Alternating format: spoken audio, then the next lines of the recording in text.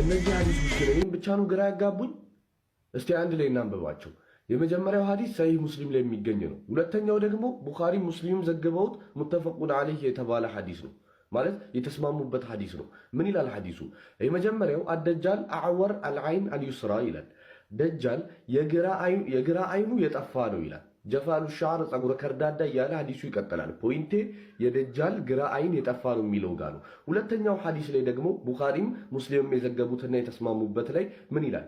ኢነላህ ተዓላ ለይሰ ቢአዕወር፣ አላህ ሱብሓነሁ ወተዓላ እውር አይደለም። አላ ወኢነል መሲሕ ደጃል አዕወሩል ዐይን አልዩምና ይላል። እዚህ ጋር ደግሞ ደጃል የቀኝ አይኑ የጠፋ ነው ይላል። የመጀመሪያው የግራ አይኑ የጠፋ ነው ይላል። የሁለተኛው ደግሞ የቀኝ አይኑ የጠፋ ነው ይላል። I'm confused። የትኛው አይኑ ነው የደጃል የጠፋው? ሁለቱም ሰሂህ ነው? እስቲ መልሱልኝ። እነዚህ ሐዲሶች ግን